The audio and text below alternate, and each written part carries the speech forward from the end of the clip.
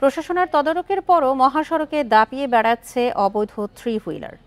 নিষিদ্ধ ঘোষিত 3 চাকার এসব যানবাহনের বেপরোয়া গতি আর নিয়মনীতির তোয়াক্কা না করায় সৃষ্টি হচ্ছে যানজট, পাশাপাশি বেড়েই চলেছে দুর্ঘটনায় প্রাণহানি।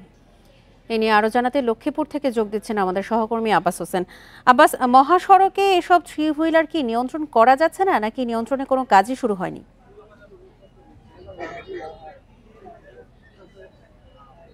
আসলে যদিও আদালতের যে নিষেধাজ্ঞা রয়েছে থ্রি হুইলার এবং যে 3 চাকার যে সিএনজি বা অটোরিকশা বা নসিমন পরিমাণ আছে সেগুলো বন্ধের মহাসড়ক চলাচল সম্পূর্ণ বন্ধ করা হয়েছে, কিন্তু আমরা দেখেছি লক্ষ্মীপুরে এখন পর্যন্ত কোনো সড়কে সেগুলা বন্ধ হচ্ছে না।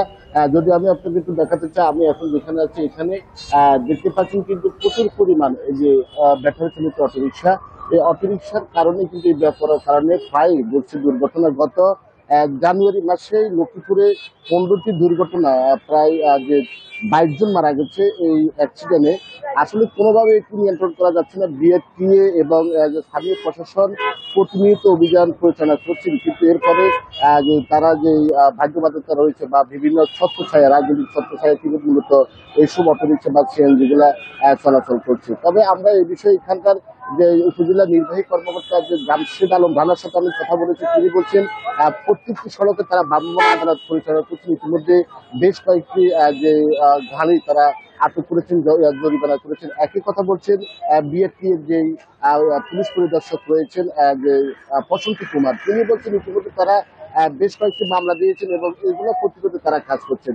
তারপরও তারা নিয়ন্ত্রণ করার চেষ্টা করছেন, কিন্তু আমরা এখানে অনেক চালকের সাথে কথা বলেছি, তারা যেটি জানিয়েছেন তারা বাধ্য হয়ে আসলে এই পরিবহনগুলো তারা চলাচল করছেন।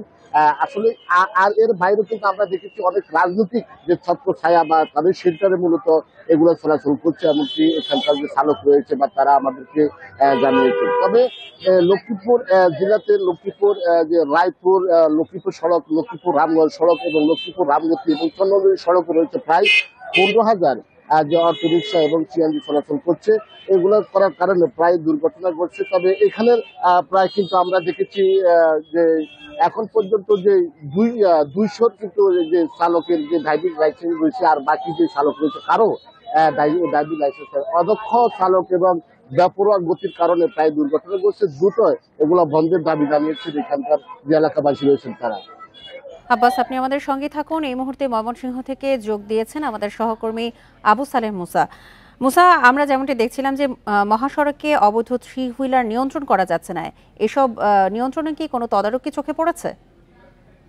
দেখুন, আমি এই মুহূর্তে কিন্তু ময়মনসিংহের যে সবচেয়ে বড় বাস স্ট্যান্ড, এইখান থেকে কিন্তু ময়মনসিংহের বিভিন্ন গন্তব্যে কিন্তু বাস সহ কিন্তু প্রচুর পরিমাণে থ্রি হুইলার, সিএনজি চালিত যে থ্রি হুইলার সেগুলি কিন্তু এখান থেকে ছেড়ে যায়। এবং এই শুধু এইখান থেকে না, আমি একটু দেখাতে চাই যে এই বাস স্ট্যান্ড থেকে অনেকগুলা গন্তব্যে কিন্তু সিএনজি চালিত অটোরিকশা ছেড়ে যায়। এছাড়াও নগরীর বেশ কয়েকটি বাস স্ট্যান্ড রয়েছে, সেই বাস স্ট্যান্ড গুলা থেকেও কিন্তু প্রতিদিন কিন্তু প্রচুর পরিমাণে কিন্তু সিএনজি যাত্রী নিয়ে কিন্তু তাদের গন্তব্যের উদ্দেশ্যে ছেড়ে দেয়। এবং এটি বেপরোয়া গতির কারণে কিন্তু আমরা দেখেছি যে বিভিন্ন সময় কিন্তু সিএনজি অটোরিকশার দুর্ঘটনার কারণে প্রাণহানির যে ঘটনা সেটি কিন্তু প্রতিনিয়ত ঘটে যাচ্ছে। এবং মহাসড়কগুলোতে কিন্তু অবাধে কিন্তু সিএনজি চলাচল করছে এবং প্রতিনিয়ত দুর্ঘটনা ঘটছে। ময়মনসিংহের যে কয়টি মহাসড়ক ময়মনসিংহে রয়েছে সবগুলিতে কিন্তু অবাধে কিন্তু এগুলি চলাচল করছে। এবং প্রশাসনের এই বিষয়ে আমরা